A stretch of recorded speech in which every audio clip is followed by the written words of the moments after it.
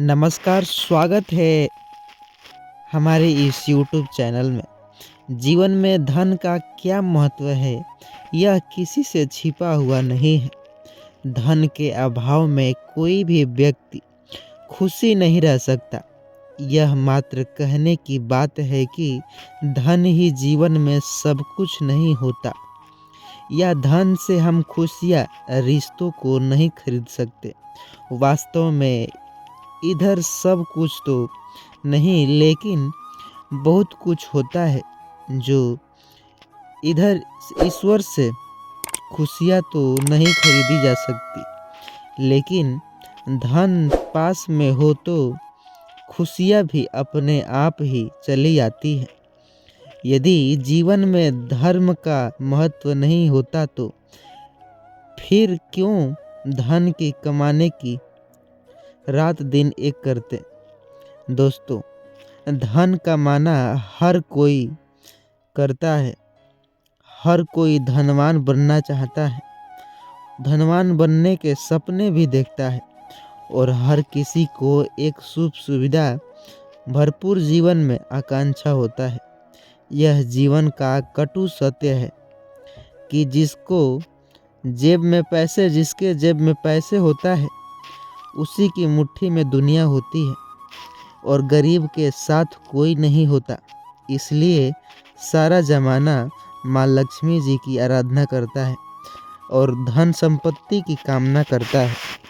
दोस्तों, माँ लक्ष्मी जो हर किसी पर आसानी से प्रसन्न नहीं होती है। माँ लक्ष्मी जी को खुश करने का बड़ा ही मुश्किल काम है, लेकिन जिस पर माँ लक्ष्मी जी की कृपा हो जाती है वह कभी दुखी नहीं रहता।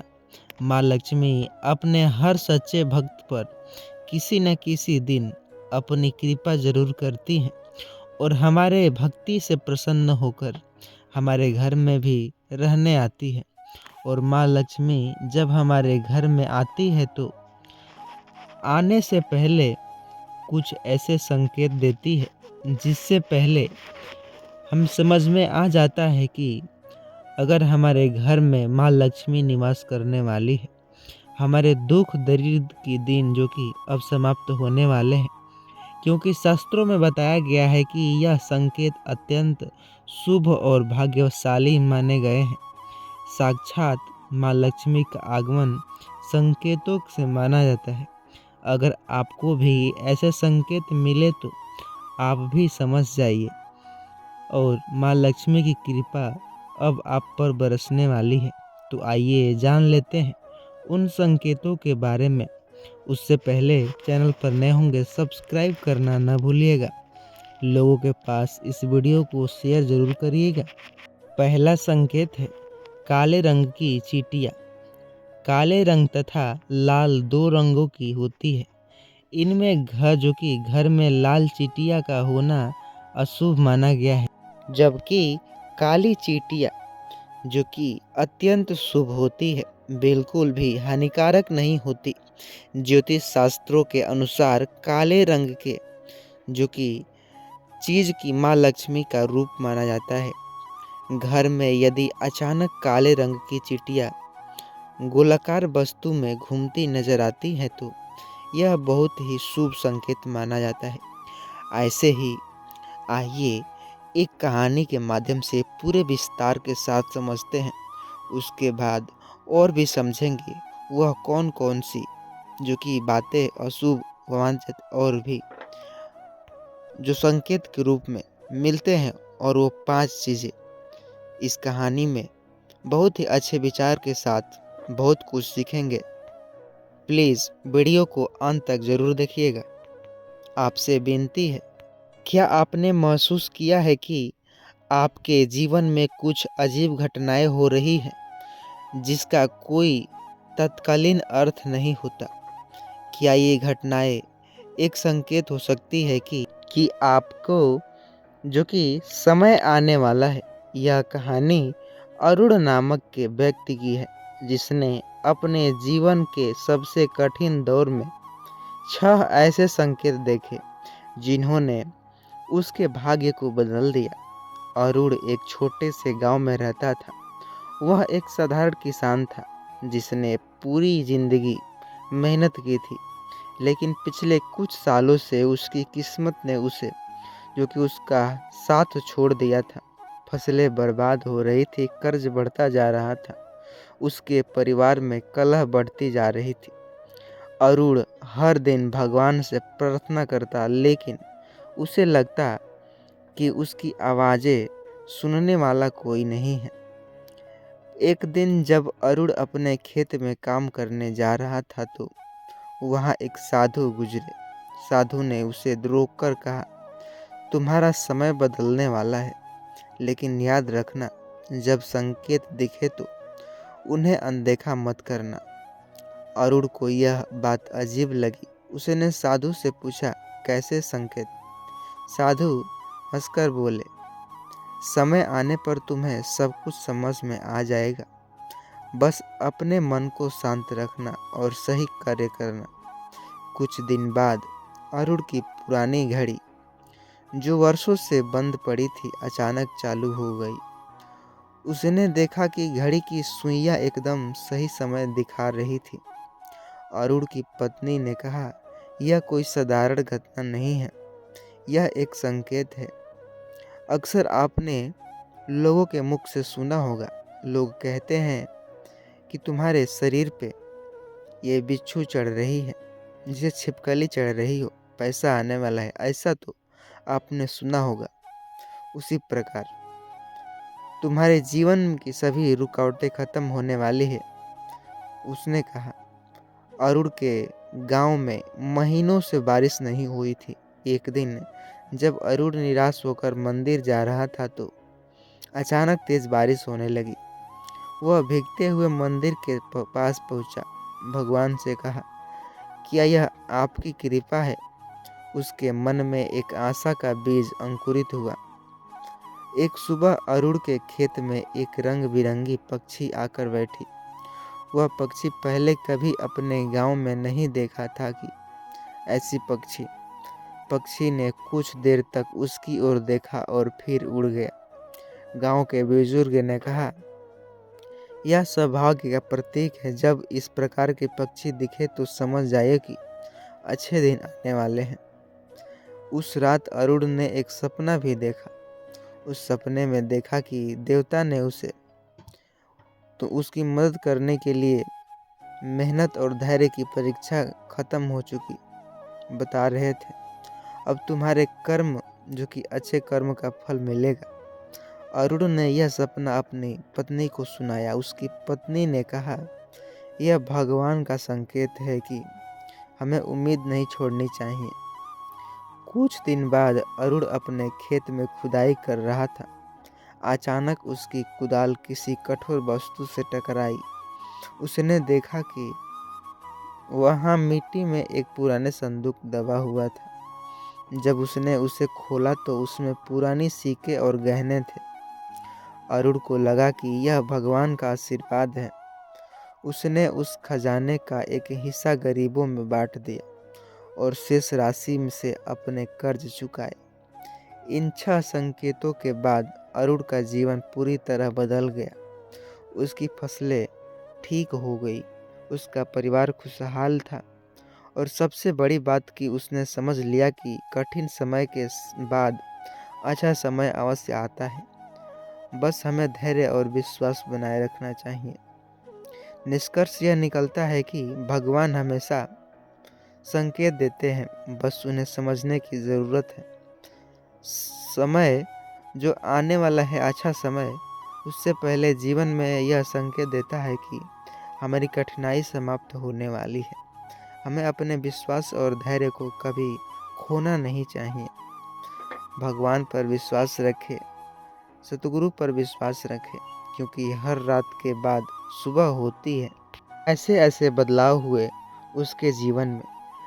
आइए, कहानी तो ख़त्म हुई, लेकिन जो आपको 5 चीज़ें, जो कि और 5 संकेत बचे थे, आइए उन्हें भी जान लेते हैं। जो कि 5वें नंबर लास्टवें जो है, सुन करके हिल जाएंगे, वह ऐसा संकेत है। अक्सर आप इसे सामान्य मानते होंगे। जो कि पिछली काली चींटियाँ दिखाई दे तो उन पर हल्दी कुमकुम जड़ा और प्रारंभ करे, उन्हें खाने के लिए आटा और शक्कर दिए जाते। ऐसा करने से आपकी कर्ज से मुक्ति मिलती है और घर में धन की बढ़ोतरी भी होती है। काली चींटियों को झाड़ू से घर के बाहर बिल्कुल भी ना निकालें। दूसरी जो लक्षण चींटियों की तरह छिपकली भी माँ लक्ष्मी जी की प्रतीक है। माना जाता है कि घर में यदि अचानक 3 छिपकलियाँ एक ही स्थान पर दिखाई दे तो यह बहुत ही शुभ माना जाता है। यह माँ लक्ष्मी जी के आगमन का संकेत हो सकता है। यदि छिपकली एक दूसरे का पीछा करती हुई दिखाई देती है तो ऐसा माना जाता है कि घर की उन्नति का संकेत हो रहा है। दिवाली के दिन तुलसी के पौधों में छिपी हुई छिपकली का दिखाई देना अत्यंत शुभ माना जाता है। यह जो कि भरपूर धन मिलने का संकेत, इसलिए किसी विशेष अवसर पर यदि छिपकली दिखाई दे तो उस पर कुंवार चावलों से जो कि चढ़ा देना चाहिए। तीसरी संकेत पक्षियों द्वारा। दोस्तों, शास्त्रों में कुछ पक्षियों का हमारे घर के आसपास रहना अशुभ माना गया है, तो वहीं कुछ पक्षियों के रहने से घर माता जो कि लक्ष्मी का वास होता है। सत्संगत, अगर आपने घर में कोई चिड़िया का घोंसला बनाती है तो यह बहुत ही शुभ संकेत माना गया है। यह माँ लक्ष्मी के आने का संकेत है। इसलिए अगर आपके घर में कोई चिड़िया घोंसला बनाती है तो उसे भूल से भी ना तोड़ने की कोशिश भी ना करें, क्योंकि आपके जीवन में आने वाले अपार धन का संकेत होता है। इसके विपरीत यदि बाद में वह जैसे ही पक्षी अचानक बार बार आने लगी तो यात्रा शुभ संकेत हो जाता है। लक्ष्मी जी का वाहन उल्लू भी दिखाई देना शुभ संकेत माना गया है कि चलती जो कि बात शंख की ध्वनि यदि आपको दिन किसी भी समय या मुख स्वयं सुबह और शाम का नित्य शक्कर की ध्वनि सुनाई देती तो यह असत्य जो कि अत्यंत शुभ माना जाता है। इसका अर्थ है कि माँ लक्ष्मी आप पर प्रसन्न है और जल्द ही आपके घर में जीवन में प्रवेश करने वाली है, जिससे आपका आर्थिक संकट दूर हो जाएगा, सुख समृद्धि भी आने वाला है। 5 बात यह, आप दाहिने हाथ की हथेली में लगातार खुजला रहे हो तो धन प्राप्ति के शुभ संकेत। माँ लक्ष्मी जी आपसे प्रसन्न होकर आपकी हर मनोकामना पूर्ण करने वाली है। छठी बात, जैसे ही हम जानते हैं कि हमारे सपने में भी लगातार कुछ न कुछ संकेत देते हैं, इसी तरह से हम धन लाभ होने वाला है। माँ लक्ष्मी जिसका संकेत हमें सपनों में दे दिया जाता है। एटीएम से जो कि सपने में बार बार झाड़ू, घड़ा, सांप, नेवला, उल्लू दिखता है तो निश्चित ही हमें निकट भविष्य के धन लाभ होने वाला है। हम यदि वास्तव में ऐसा नेवला देखते हैं और बाहर निकलते कि किसी न किसी झाड़ू लगाते समय, साफ सफाई करते देख लिया इन सभी को, तो एक प्रकार का उपयोग होता है माँ लक्ष्मी में, जैसे कि संकेत। इन सभी संकेतों से घर में माँ लक्ष्मी का प्रवेश होता है। यह जानकारी आपको अच्छा लगा हो, वीडियो पसंद आई हो, लाइक करिएगा, चैनल पर नए होंगे सब्सक्राइब करिएगा और दोस्तों के पास व्हाट्सएप के जरिए ज़रूर शेयर करिएगा ताकि वो भी इनका हिस्सा भाग बन सके। और आप सभी को हम बता दें कि संतान की लंबी उम्र और खुशहाली जीवन के लिए संकट चौथ का व्रत रखा जाता है। भक्तों, आप सभी को हम बता दें कि संकट चौथी के बारे में हम आपको थोड़ी सी जानकारी बता देते हैं, फिर हम आपको बताएंगे कि वह जो उपाय आपको ज़रूर ही कर लेना चाहिए। अगर आप अपने कर लिए तो मन कर चलिए, करनी मंत्र से आपको वह लाभ प्राप्त जरूर होगा जिसकी आपने कल्पना भी नहीं किया होगा। माता लक्ष्मी, भगवान गणेश, एक सभी देवी देवताओं को आप एक ऐसी कृपा होगी आप पे, आपको हर मनोकामना इच्छा पूरी होगी। आप कुछ दिनों में धनवान बन जाओगे। बस आपने फ़ायदे के लिए आज इस वीडियो को पूरा देख लेना। जो भी भक्त इस वीडियो को काट काट कर देखेगा, उसे व्यक्ति को जीवन में कोई भी सफलता हासिल नहीं होगी, प्राप्त नहीं होगी। इसलिए आप इस वीडियो को, ज्ञानवर्धक वीडियो को पूरा देखिएगा और जिस जिस तरह से हम जो बताएंगे वो करना आपको लिए बेहद ज़रूरी है। आपको लाभ ही लाभ होगा। तो चलिए हम आपको सभी जानकारी के बारे में बताते हुए चलेंगे। और अभी तक आपने इस वीडियो को व्हाट्सएप के ज़रिए सभी के पास शेयर ज़रूर करिएगा, जानकारी अच्छी है। बारी बारी से हिंदू धर्म में संकट चौथ व्रत जो कि विशेष महत्व है। संकट चौथ के दिन महिलाएं संतान की लंबी आयु और खुशहाली के लिए निर्जला व्रत रखती है। अगर आप भी पहली बार संकट चौथ व्रत रखने वाले हो तो आपको कुछ खास बातों का ध्यान रखना जरूरी है कि हम आपको इस छोटी सी वीडियो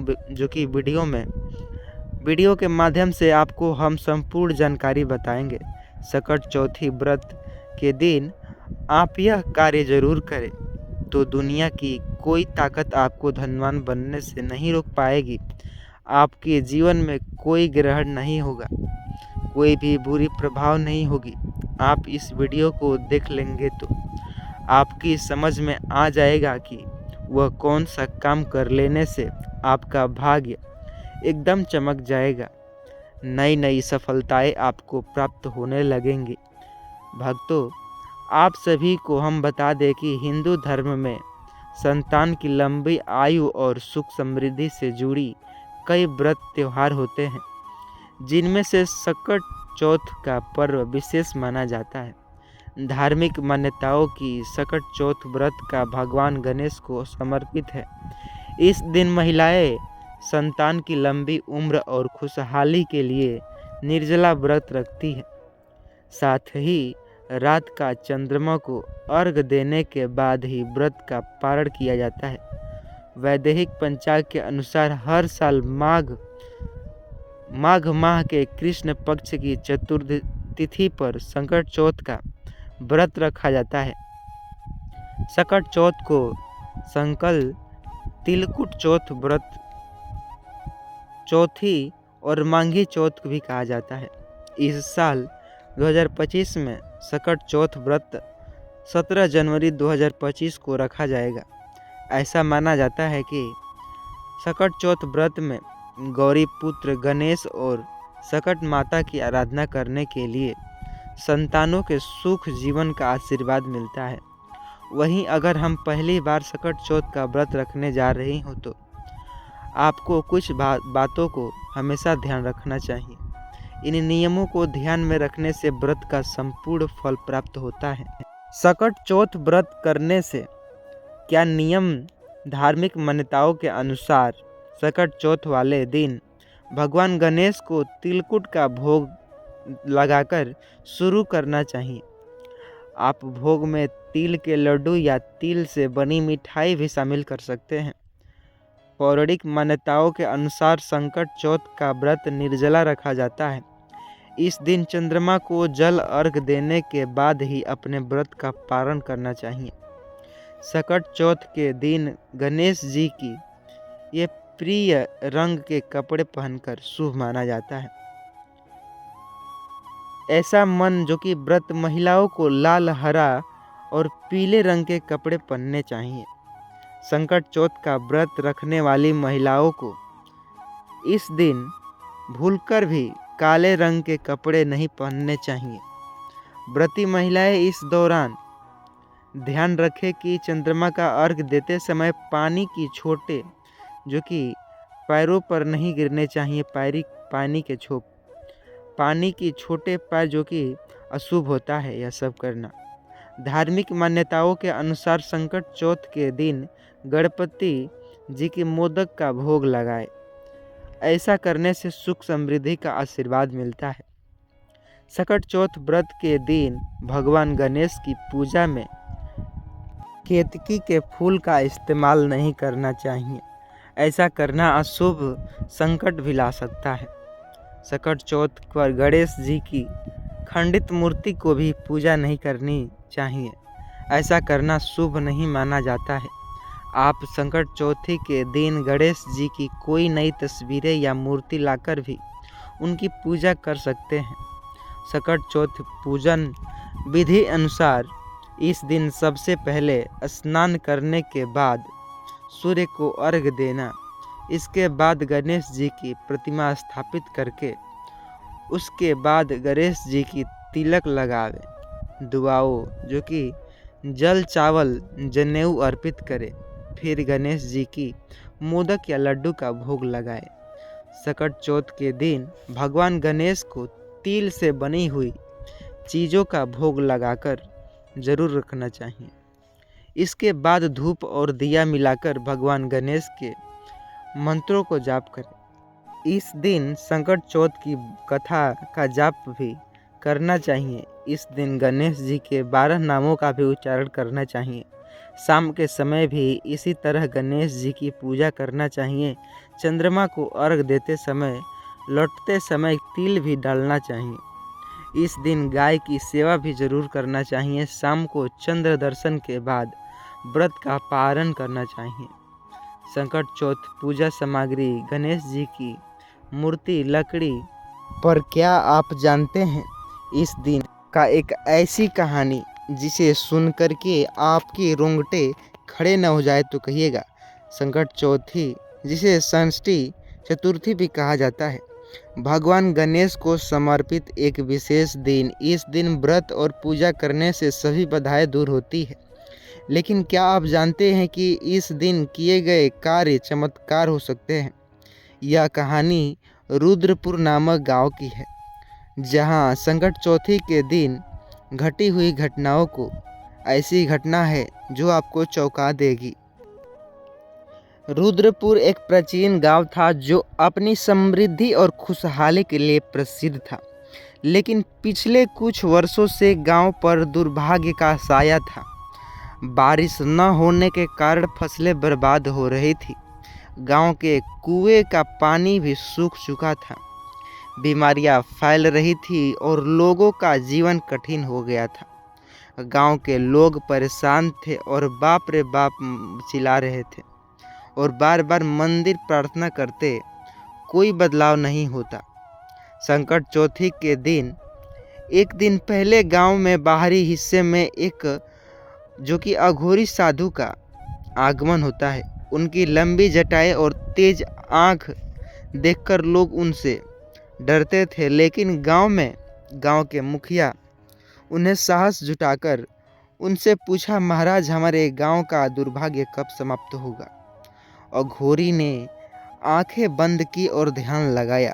कुछ देर बाद उन्होंने कहा, संकट का चौथ जो कि नाश केवल संकट चौथ के दिन हो सकता है इसका, लेकिन इसके लिए पूरे गांव को मिलकर एक विशेष कार्य करना होगा। मुखिया ने पूछा विनम्रता से, क्या करना होगा महाराज जी? अघोरी ने जवाब दिया, गांव के सभी लोग संकट चौथ की रात को भगवान गणेश की पूजा करें और सबसे महत्वपूर्ण बात, पूजा के बाद आके फूल और गुड़ से बनी हुई माला गणेश जी को चढ़ाई जाए। यह माला उस घर में चढ़ाई होगी जहां सबसे अधिक दुख है। गांव के लोग आपस में चर्चा करने लगे कि सबसे दुखी घर कौन सा है। कई घर ने अपने दुख सुनाए, लेकिन अंत में सबकी सहमति एक परिवार पर हुई। यह परिवार था गोपाल का, जो अपनी पत्नी राधा और 3 बच्चों के साथ रहता था। गोपाल का घर बेहद जर्जर था और पिछले साल उसकी फसल पूरी तरह बर्बाद हो गई। उसकी पत्नी बीमार थी और बच्चे भी 2 वक्त का रोटी खाना भी नसीब से नहीं हो रहा था। अगले दिन संकट चौथ पर गांव के सभी लोग एकत्रित हुए। उन्होंने मिलकर भगवान गणेश की भव्य पूजा की। हर किसी ने अपना योगदान दिया और अघोरी द्वारा बताए अनुसार आग के फूल गुड़ की माला की तैयारी की गई। रात होते ही वह माला गोपाल के घर ले जाई गई। गांव के मुखिया ने माला को गोपाल के दरवाजे पर लटकाते हुए कहा, यह माला भगवान गणेश के आशीर्वाद से प्रतीक के रूप में तुम्हारे घर लगाई गई है। जैसे ही माला गोपाल के दरवाजे पर लगाई गई, पूरे गांव में एक अद्भुत घटना घटी। अचानक बादल छा गई, मूसलाधार बारिश होने लगी। गांव का सूखा कुआं भी फिर से भरने लगा। बीमार जो कि लोग स्वस्थ होने लगे। गोपाल के घर में पुराने जो कि अघोरी ने मुस्कुराते हुए कहा, गांव के लोग हैरान थे। उनसे कहा अघोरी ने, यह संकट चौथ का व्रत चमत्कार है। भगवान गणेश ने अपनी सच्ची भक्ति और एकता से देकर कृपा की है। इस चमत्कार के बारे में गोपाल का जीवन पूरी तरह बदल गया। गांव ने मिलकर उनकी मदद की, उनकी फसलें लहलहा उठी और उसकी पत्नी स्वस्थ हो गई। ऐसा गोपाल ने हर साल संकट चौथ के दिन पूजा करने, जरूरतमंद की मदद करने का व्रत लिया। इस घटना के बाद रुद्रपुर में हाहाकार मच गई। रुद्रपुर के लोग हर साल संकट चौथ को बड़े उत्साह से मनाते।